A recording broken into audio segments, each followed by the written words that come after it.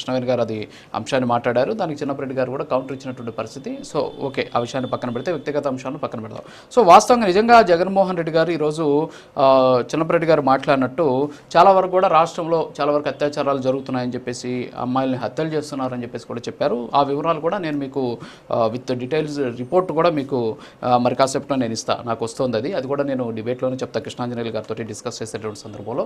ఒకసారి నిన్న షర్మిల గారు మాట్లాడారు. అది ఒక్క ఆడియో విన్న తర్వాత మీ రియాక్షన్ చెప్పండి ప్లీజ్. ఒక్కసారి ఆడియో విందాం.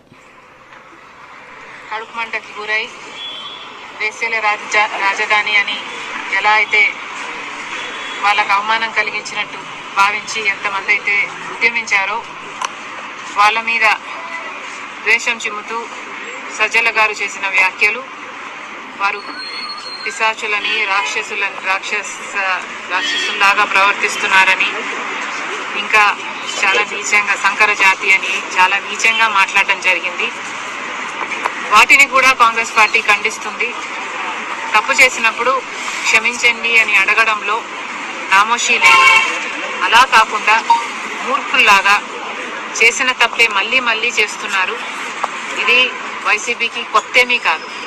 ఇదే సజ్జల రామకృష్ణ రెడ్డి కొడుకు కూడా, భార్గవ గారు కూడా నన్ను కూడా వదిలిపెట్టకుండా నా మీద కూడా ఒక సైన్యం సోషల్ మీడియా వేదికగా పనిచేశారు.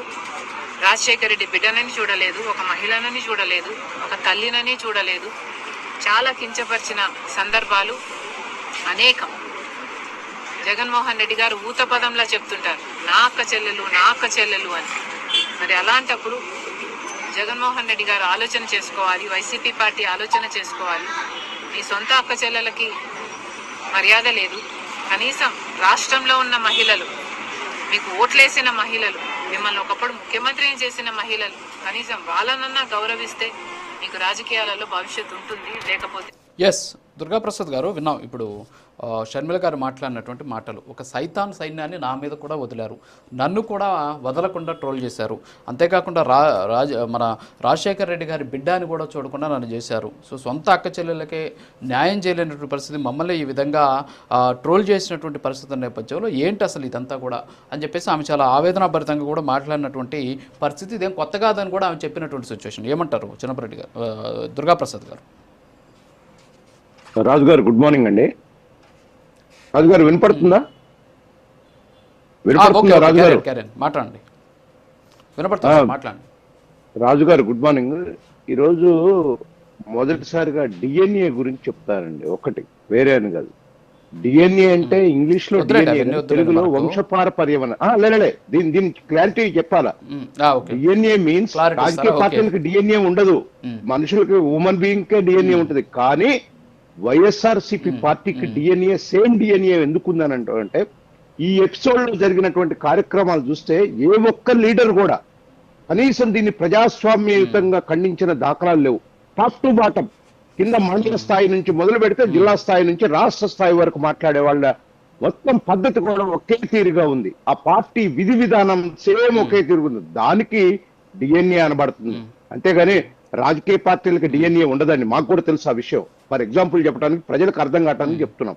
రెండోదండి, కృష్ణార్జున్ గారు కూడా చెప్తున్నారు, ప్రజాస్వామ్యం అండి ఇది.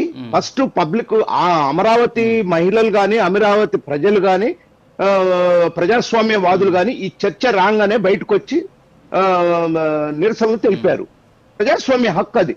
తర్వాత ముఖ్యమంత్రి గారు, డిప్యూటీ సీఎం గారు ఇద్దరు కూడా, పవన్ కళ్యాణ్ గారు, చంద్రబాబు నాయుడు గారు ఒక స్టేట్మెంట్ ఇచ్చారు.